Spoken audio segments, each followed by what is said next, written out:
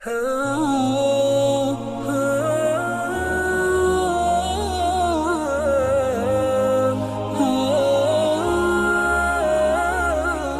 بھی تھے، اور وہ ریزن اس کی یہ تھی کہ حضرت ابو طالب جو ہیں وہ بہت زیادہ بیمار ہو گئے، اور وہ بہت زیادہ جب بیمار ہو گئے تو اب قریش کو یہ تھا کہ ابو طالب چونکہ ہمیشہ سے نبی کریم صلی اللہ علیہ وسلم کے ساتھ ساتھ رہا ہے، تو ان کو یہ ڈر تھا کہ آخر وقت میں ابو طالب جو ہے وہ مسلمان ہو جائے گا، اور اگر ایسا ہو جاتا تو ظاہری بات ہے کہ بنو ہاشم کا سردار جب مسلمان ہو جاتا تو پیچھے ان کے سب چل پڑتے۔ تو انہوں نے کیا کیا کہ وہ دن رات کوئی نہ کوئی سردار جو ہے وہ ابو طالب کے پاس رہتا، اور جب ابو طالب کی بہت زیادہ طبیعت خراب ہوئی تو نبی کریم صلی اللہ علیہ وسلم ان کے پاس آئے، اور اس وقت بہت سے سردار جو ہیں قریش کے کھڑے تھے۔ حضرت محمد صلی اللہ علیہ وسلم نے ان کے کان میں کہا کہ چچا، آپ صرف ایک دفعہ یہ شہادت دے دیں کہ اللہ ایک ہے اور میں اللہ کا رسول ہوں، میں قیامت کے دن اللہ کے سامنے یہ حجت پیش کر کے آپ کے لیے اللہ سے تقاضا کروں گا۔ نبی کریم صلی اللہ علیہ وسلم کی بہت زیادہ خواہش تھی اپنے چچا کے لیے کہ وہ کسی طرح صرف ایک دفعہ یہ جملہ بول دیں، ایک دفعہ اس چیز کا کر لیں، تو میں اللہ کے سامنے کوئی نہ کوئی حجت پیش کر دوں گا، کوئی نہ کوئی میرے پاس جیسے کہتے ہیں نا لاجک ہو جائے گی، کوئی بیس بن جائے گی کہ جس کی بیسس کے اوپر میں اپنے چچا کی سفارش کر سکوں گا۔ لیکن اللہ تعالیٰ نے ہدایت کا معاملہ جو ہے وہ اس کی ترتیب اور کس کو دینا ہے، کس کو عطا کرنا ہے، کون اسے محروم دنیا سے جائے گا، یہ اللہ تعالیٰ کے ہاتھ میں ہے۔ اللہ تعالیٰ نے دو طرح کی ہدایت ہوتی ہے، ایک وہ ہے کہ جو نبی کریم صلی اللہ علیہ وسلم نے ہمیں ہدایت دی، مطلب کہ ہمیں اس رستے کا بتایا کہ جس رستے پہ چل کے ہم لوگ جو ہیں وہ فائنلی سکسیسفل ہو جائیں گے، اور جو رستہ جو ہے وہ کامیاب لوگوں کا ہے۔ یہ ہدایت تو نبی کریم صلی اللہ علیہ وسلم نے ہمیں دی، لیکن اس کے اوپر چلنے کی توفیق جو ہے اس کا میکنزم بالکل ڈیفرنٹ ہے، وہ اللہ کی طرف سے ہے، وہ خاص اللہ کی مشیت اور اللہ کی توفیق ہوتی ہے کہ اس میں اللہ تعالیٰ دیکھتا ہے کہ کس کو اللہ تعالیٰ جو ہے ایکسکلوسیولی اس کو وہ توفیق دے دیتا ہے، کس کو پہلے توفیق اللہ تعالیٰ دیتا ہے کہ اس کے دل کے اندر اس میں نرمی پیدا کرتا ہے اور وہ اللہ تعالیٰ سے اس توفیق کو مانتا ہے، اور پھر اللہ تعالیٰ اس کو توفیق دے دیتا ہے۔ لیکن الٹیمیٹلی ہوتا اللہ تعالیٰ کی طرف سے ہے کہ اللہ تعالیٰ ہی ڈیسائیڈ کرتے ہیں، اسی لیے اللہ تعالیٰ قرآن میں یہی کہتے ہیں کہ جیسے ہم نے آیت میں بھی پڑھا تھا کہ اللہ تعالیٰ صرف آپ کو آپ کے نفس کے بارے میں پوچھے گا کہ آپ نے اپنے نفس کے ساتھ کیا کیا، باقی آپ جن کو بھی اچھی بات بتا رہے ہیں یا کچھ بھی آپ دعوت دینے کی کوشش کر رہے ہیں، وہ اس رستے پہ آتے ہیں نہیں آتے، بات کو مانتے ہیں یا نہیں مانتے، اس کے بارے میں اللہ تعالیٰ نہ ہم سے پوچھے گا، نہ اللہ کہتے ہیں کہ آپ اپنے نبی سے ہم پوچھیں گے کہ آپ کے ہاتھ میں ہدایت نہیں ہے، ہدایت ہمارے ہاتھ میں ہے، آپ کے ہاتھ میں اور آپ کے فرائض میں صرف بات کا پہنچا دینا ہے۔ تو نبی کریم صلی اللہ علیہ وسلم کی ایکسٹریم ان کو دکھ اور ان کو غم اس چیز کا تھا کہ جو جواب حضرت ابو طالب نے ان کو دیا وہ یہ تھا کہ اے میرے بھتیجے، اگر یہ سرداران قریش میرے پاس یہاں پہ نہ ہوتے تو میں تمہیں خوش کرنے کے لیے یہ کلمہ کہہ دیتا، لیکن اب چونکہ یہ میرے پاس ہیں اور اگر میں کلمہ کہوں گا تو کل کو تاریخ میں مجھے لکھا جائے گا کہ میں اپنی قوم کا غدار تھا، اس لیے میں یہ کلمہ نہیں بول سکتا۔ اور اسی حالت میں ان کی جان نکل گئی اور وہ وفات پا گئے، اور حضرت محمد صلی اللہ علیہ وسلم کو جہاں تکلیف ان کی ڈیتھ کی تھی اس سے بڑی تکلیف ان کو یہ تھی کہ نبی کریم صلی اللہ علیہ وسلم باوجود بہت زیادہ انسسٹ کرنے کے وہ کلمہ نہیں پڑھ سکے، اور اس کے بعد اللہ تعالیٰ نے بھی قرآن میں آیت نازل کر دی کہ جس کو آپ چاہتے ہیں، جس کو آپ محبوب سمجھتے ہیں کہ آپ ہدایت دیتے ہیں، آپ اس کو ہدایت نہیں دے سکتے۔ یہ سوللی اینڈ اونلی جو اتھارٹی ہے اس کی، یہ اللہ کے پاس ہے، اور اللہ تعالیٰ ہی چوز کرتا ہے کہ کس کو وہ ہدایت دیتا ہے اور کس کو وہ نہیں دیتا۔ تو نبی کریم صلی اللہ علیہ وسلم کو غم سے نکالنے کے لیے اللہ تعالیٰ نے کہا کہ آپ اس قدر غم زدہ نہ ہوں کہ آپ کا چچا باوجود اتنا کچھ کہنے کی ایمان پہ نہیں فوت ہوئے، یہ آپ کے ہاتھ میں نہیں تھا، یہ اللہ تعالیٰ کا خاص نظام ہے جس کے انڈر یہ چیزیں جو ہیں وہ مینیج کی جاتی ہیں۔ ایک یہ بہت بڑا جو جھٹکا تھا یہ نبی کریم صلی اللہ علیہ وسلم کے لیے تھا، لیکن ٹاپ آف دیٹ تھوڑے ہی عرصے بعد اس کے کیا ہوا کہ حضرت خدیجہ رضی اللہ تعالیٰ عنہ جو ہیں وہ سخت بیمار ہو گئی، اور کچھ ٹائم بیماری کے بعد بہت سارے لوگ کہتے ہیں کہ جس وقت دونوں حضرات جو تھے وہ ایگزائل میں تھے اور بائیکاٹ کے ٹائم میں تھے، اور اس وقت جن چیزوں کے اندر ان کو سروائیو کرنا پڑا اور جس طرح ان لوگوں کو چیزیں جو ہیں وہ ٹائم سے نہیں مل سکیں اور ان کو کھانے پینے کے لیے اور دوسری جو سہولیت تھیں وہ اس طرح سے نہیں تھی، جس کی وجہ سے ان کی صحت پہ بہت زیادہ افیکٹ ہوا اور بہت سارے لوگ اس وقت بیمار ہوئے، لیکن جو پرومنٹلی فوری بعد اس کے بائیکاٹ کے جن کی ڈیتھ ہوئی ان میں دوسری جو ہیں وہ حضرت خدیجہ رضی اللہ تعالیٰ عنہ تھیں۔ اب آپ یہ دیکھیں کہ اللہ کے رسول صلی اللہ علیہ وسلم کے لیے اللہ تعالیٰ نے دنیاوی طور پہ جو پروٹیکشن رکھی تھی، وہ ایکسٹرنل پروٹیکشن جو تھی وہ ان کے چچا کی طرف سے تھی، اور جو انٹرنل پروٹیکشن تھی جو گھر میں جا کے وہ کمفرٹ لیتے تھے وہ ان کی بیلوڈ وائف تھی حضرت خدیجہ رضی اللہ تعالیٰ عنہ، کہ جن کی وجہ سے ان کو ایک کامنس اور ایک کمفرٹ ملتی تھی، اور اللہ تعالیٰ نے ایک ہی سال میں دونوں کو اپنے پاس بلا لیا، اور ایک طرح سے نبی کریم صلی اللہ علیہ وسلم کے بہت بڑے دنیاوی طور پہ جو سہارے تھے وہ اللہ تعالیٰ نے لے لیے۔ اب یہ دسویں سال کا واقعہ ہے کہ جب نبی کریم صلی اللہ علیہ وسلم کو نبوت ملی، اس کے 10 سال بعد کی، اور اسی لیے اس سال کو عام الحزن یا ایئر آف دا سورو بھی کہا جاتا ہے، کہ جس کے اندر نبی کریم صلی اللہ علیہ وسلم پہ بہت بڑی تکلیفیں جو ہیں وہ آئیں۔ لیکن اتنی بڑی 2 تکلیفوں کے بعد بھی ابھی جو تکلیف جو تھی وہ ختم نہیں ہوئی تھی۔ اس کے بعد کیا ہوا کہ نبی کریم صلی اللہ علیہ وسلم نے جب دیکھا کہ یہاں پہ اب مکہ کا معاملہ جو ہیں وہ آلریڈی جو آخری پروٹیکشن تھی حضرت ابو طالب کی شکل میں، حضرت ابو طالب کے بعد بنو ہاشم میں جو سب سے ایلڈرلی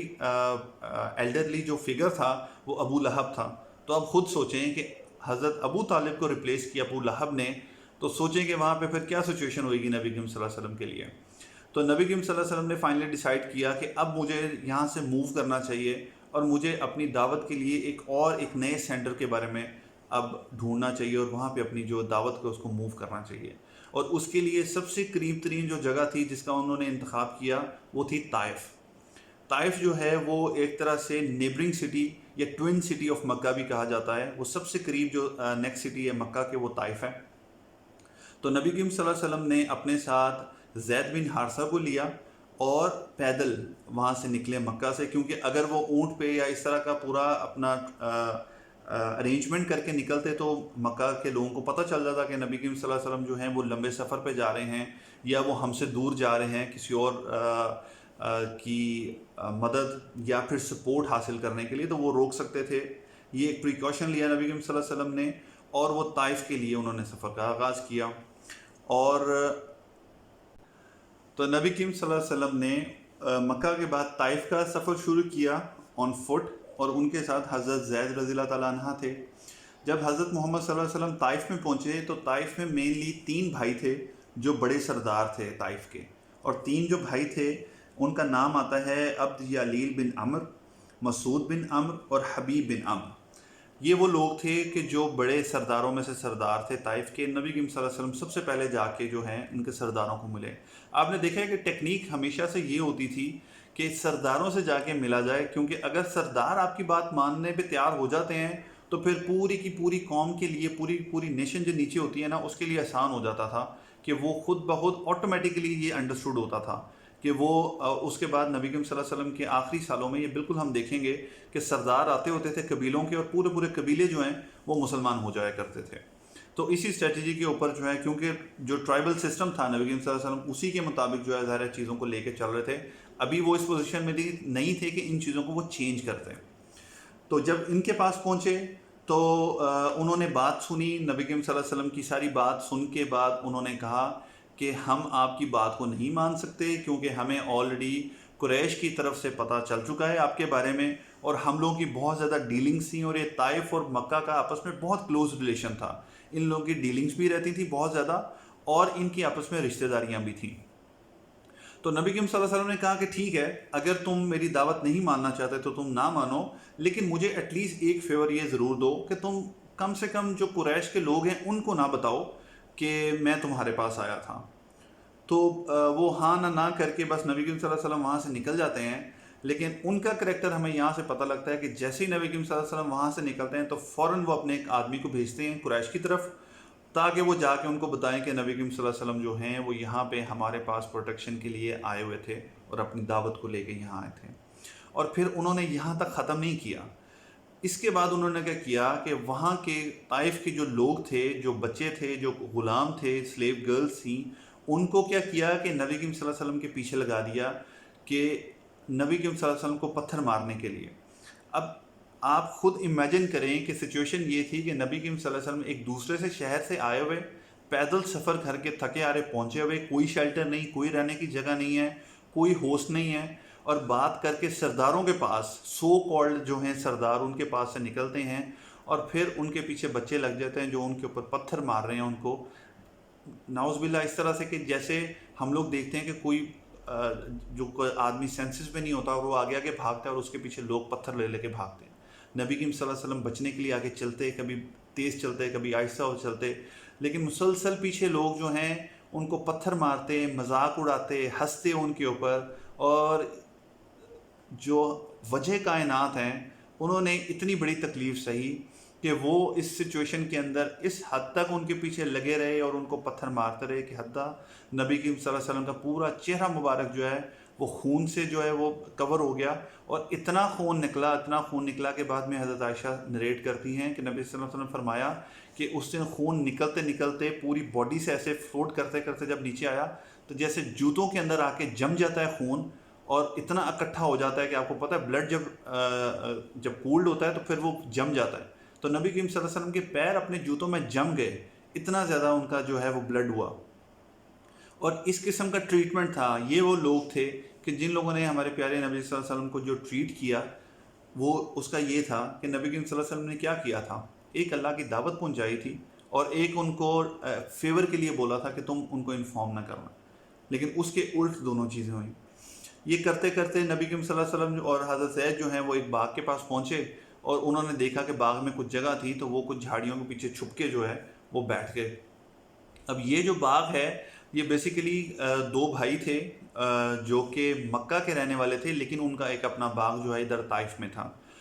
جب انہوں نے دور سے دیکھا کہ وہاں پہ کچھ لوگ ہیں تو اپنا جو ایک ملازم تھا اس کو بولا کہ ایسا کرو کہ وہ آدمی تمہیں دو نظر آ رہے ہیں، ان کے پاس جاؤ اور ان کو یہ جو ہے کھجور وغیرہ یا پھر انگور وغیرہ جو ہیں یہ ان کو دو، اور زیادہ بات کرنے کی ضرورت نہیں ہے تمہیں ان سے۔ اب یہ جو غلام ہے، عدس نام ہے اس کا، عدس جاتا ہے وہاں پہ اور نبی کریم صلی اللہ علیہ وسلم کے سامنے جو ہے وہ کھجورے یا جو بھی فروٹ ہوتا ہے وہ رکھتا ہے، تو نبی کریم صلی اللہ علیہ وسلم اس کو اٹھا کے بسم اللہ کہتے ہیں اور اس کو کھانے لگتے ہیں، تو وہ ایک دم سے پریشان ہو جاتا ہے۔ عدس پوچھتا ہے کہ یہ کون سا کلمہ ہے جو آپ نے بولا ہے؟ تو نبی کریم صلی اللہ علیہ وسلم نے کہا کہ یہ تو میں جو بھی کھاتا ہوں میں اپنے اللہ کے نام سے اس کو شروع کرتا ہوں، اور جو کام بھی کرتا ہوں میں اللہ کے نام سے شروع کرتا ہوں۔ تو اس نے کہا کہ یہاں کے لوگ تو یہ نہیں بولتے۔ تو نبی کریم صلی اللہ علیہ وسلم نے کہا کہ تم اس کلمے کو کیسے جانتے ہو، تم کہاں سے ہو؟ تو اس نے کہا کہ میں نینوا سے ہوں، نینوا عراق کے اندر۔ تو انہوں نے نبی کریم صلی اللہ علیہ وسلم نے کہا اچھا یونس ابن متہ کی قوم سے ہو؟ تو وہ اور شاکڈ ہو گیا کہ آپ یونس ابن متہ کو کیسے جانتے ہیں؟ تو انہوں نے نبی کریم صلی اللہ علیہ وسلم نے چند آیات جو ہیں تلاوت کر کے بتائیں جس کے اندر حضرت یونس علیہ السلام کا پورا ذکر آتا ہے۔ تو جب اس نے یہ سنا تو روایات میں آتا ہے کہ جس طرح وہ نبی کریم صلی اللہ علیہ وسلم کے ہاتھ پیر اور ان کا فور ہیڈ چومنا شروع کر دیتا ہے، اور دور سے اس کے مالک جو ہیں یہ بیٹھ کے دیکھ رہے ہیں کہ یہ ہو کیا رہا ہے۔ اب وہ یہ سب کرنے کے بعد نبی کریم صلی اللہ علیہ وسلم وہاں سے اٹھ کے چلے جاتے ہیں اور وہ واپس اپنے جو مالک ان کے پاس آتا ہے، تو وہ اس کو پوچھتے ہیں کہ عدس تم ان کو کیسے جانتے ہو؟ تو وہ کہتا ہے کہ میں ان کو نہیں جانتا، لیکن میں آپ کو صرف یہ بتا سکتا ہوں کہ یہ وہ جانتے ہیں کہ جو صرف اور صرف ایک خدا کا پیغمبر ہی جان سکتا ہے، اور اس کے علاوہ کوئی نہیں جان سکتا جو نالج ان کے پاس ہے۔ تو آپ دیکھیں کہ پورے طائف کے اندر سے اگر کوئی مسلمان ہوا نبی کریم صلی اللہ علیہ وسلم پہ ایمان لے کے آیا تو یہ ایک غلام عراق کا وہ لے کے آیا۔ although کہ یہ جو حدیث اور یہ روایت ہے بہت سارے اسکالرس کے قریب جو ہے یہ اس کی جو نریشن ہے چین وہ کمپلیٹ نہیں ہے، وہ انکمپلیٹ ہے، لیکن چونکہ آلموسٹ ہر قسم کی جو بک ہے سیرہ کی اس کے اندر یہ مینشن ہے، تو آئی جسٹ تھاٹ کہ مجھے اس کو مینشن کر دینا چاہیے۔ اس کے بعد نبی کریم صلی اللہ علیہ وسلم انتہائی غم کی حالت میں، اب یہ وہ سال چل رہا ہے کہ جس کے اندر پہلے انہوں نے اپنے سب سے پیارے چچا کو کھویا، پھر اپنی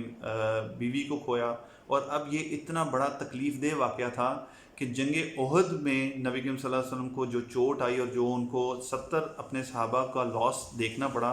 اس کے بارے میں آگے چل کے حضرت عائشہ نے جب پوچھا کہ احد سے بھی مشکل کوئی دن تھا آپ کے لیے، تو نبی کریم صلی اللہ علیہ وسلم نے کہا ہاں طائف کا دن اس سے بھی مشکل تھا۔ تو آپ خود اندازہ کریں کہ نبی کریم صلی اللہ علیہ وسلم کی کیا حالت تھی۔ جب نبی کریم صلی اللہ علیہ وسلم وہاں سے طائف سے باہر نکلے تو اللہ تعالیٰ نے حضرت جبرائیل علیہ السلام کو بھیجا،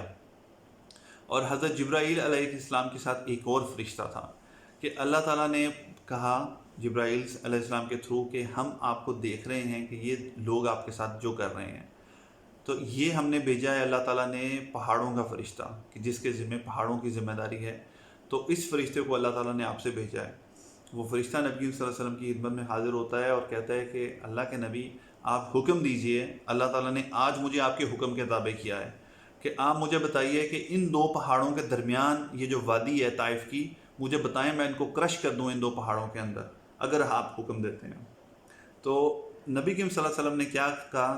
نبی کریم صلی اللہ علیہ وسلم نے کہا کہ اے اللہ میں تجھ سے اپنی کمزوری کا گلہ کرتا ہوں، صرف کوئی بات نہیں کی کہ ان کو تباہ کر دو، ان کو برباد کر دو، ان کو اڑا کے رکھ دو، یہ بھی نہیں کہا کہ یہ کافر قوم ہے اور یہ میرے پیچھے جو ہے ان کو بات کی سمجھ نہیں آ رہی۔ نبی کریم صلی اللہ علیہ وسلم نے اللہ سے کیا کہا کہ اے اللہ میں تجھ سے اپنی کمزوری کے بارے میں جو ہے وہ شکوہ کرتا ہوں، اور میں اپنی کمزوری کی بھل پہ تجھے کہتا ہوں کہ میں شاید یہ پیغام جو ہے وہ اس طرح پہنچا نہیں سکا کہ یہ لوگ سمجھیں، اور تو اللہ ان کو معاف کر اور ان کو ہدایت کے رستے پہ دے کہ شاید ان کی آنے والی نسلیں جو ہیں وہ مومن مسلمان ہو جائیں، اور یہ جو کچھ میرے ساتھ کر رہے ہیں یہ نہیں جانتے، ان کو شعور نہیں ہے نہ میرے سٹیٹس کا اور نہ جو میں دعوت پہنچا رہا ہوں اس چیز کا، تو ان کو معاف کر۔ تو نبی کریم صلی اللہ علیہ وسلم کی فور سائٹنڈ آپ دیکھو کہ یہ وہی طائف ہے کہ جو بعد میں نہ صرف مسلمان ہوا بلکہ فرنٹ لائن پہ جا کے لڑا مسلمانوں کے لیے بہت ساری جنگوں میں۔ اور آج آپ چلے جائیں، اگر اس وقت نبی کریم صلی اللہ علیہ وسلم نے یہ دعا کی ہوتی کہ تباہ و برباد ہو جائے یہ پورا کا پورا طائف، تو آج ہم جا کے وہاں پہ اس کے کھنڈرات ہی دیکھ رہے ہوتے اور اس کو بھی ایک ٹورسٹ پلیس بنا دیا ہوتا کہ جا کے وہاں پہ ٹورزم کر رہے ہوتے۔ لیکن آج اللہ تعالیٰ نے وہ طائف کو ایز اٹ از جو ہے وہ قائم رکھا ہے، اتنا ہی گرین رکھا ہے، اور ایک نان مسلم نہیں ہے وہاں پہ۔ تو اللہ کے نبی صلی اللہ علیہ وسلم کی یہ رحم دلی تھی، اللہ نے جو ان کے دل میں رحم ڈالا ہوا تھا کہ انہوں نے تب بھی ان کے لیے جو ہے کوئی بد دعا نہ کی۔ اس کے بعد نبی کریم صلی اللہ علیہ وسلم اپنے واپسی پہ رستے میں ایک وادی میں رکے، وادی نخلا میں۔ وادی نخلا کے اندر نبی کریم صلی اللہ علیہ وسلم جو ہے چند دن انہوں نے قیام کیا وہاں پہ، اور ایک دن وہاں پہ رات کو لیٹ نائٹ جسے تہجد کی نماز کہتے ہیں، اس میں جب نبی کریم صلی اللہ علیہ وسلم کھڑے ہو کے قرآن پڑھ رہے تو اللہ تعالیٰ نے قرآن میں نازل کیا اگلے دن کہ آپ کا قرآن پڑھنا جو ہے وہ رات کو جنوں کی چند جماعت نے گزرتے ہوئے یہاں سے سنا،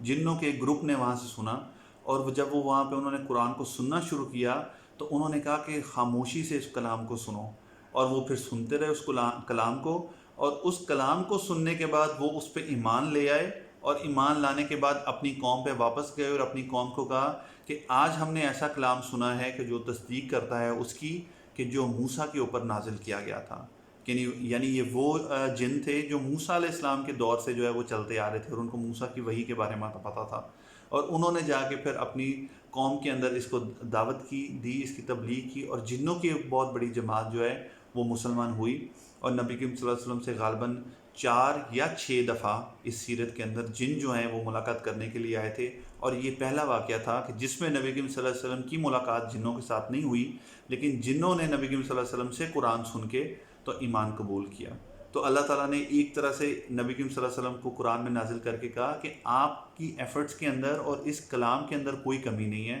یہ ان انسانوں کے اندر کمی ہے کہ جو اس دعوت کو قبول نہیں کر سکے۔ اگر انسان نہیں کر سکے تو کیا ہوا؟ یہ دیکھیں جنوں کی ایک جماعت ہے جنہوں نے آپ کے اوپر ایمان لے کے اور یہ قبول کیا۔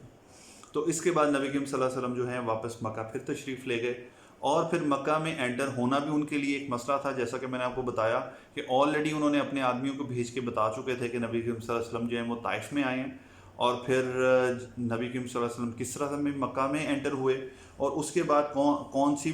کچھ چیزیں تھیں جو اللہ تعالیٰ نے فردر ان کے لیے کچھ جسے کہتے ہیں کہ دل کو مضبوط کرنے کے لیے اور ان کے غم کو کچھ دور کرنے کے لیے کچھ چیزیں ایسی ہوئیں کہ اس کے بعد اللہ تعالیٰ نے، تو ہم لوگ انشاءاللہ سیکوینس میں وہ فردر چیزیں بھی دیکھیں گے کل سے۔ آج اس کو یہیں پہ ختم کرتے ہیں۔ تو اللہ تعالیٰ ہم لوگوں کو اس کو پڑھنے کی، اس کو یاد رکھنے کی، اور اس کے اندر سے جو لیسنز مل رہے ہیں اس پہ عمل کرنے کی توفیق دے۔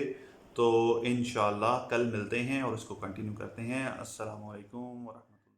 اللہ۔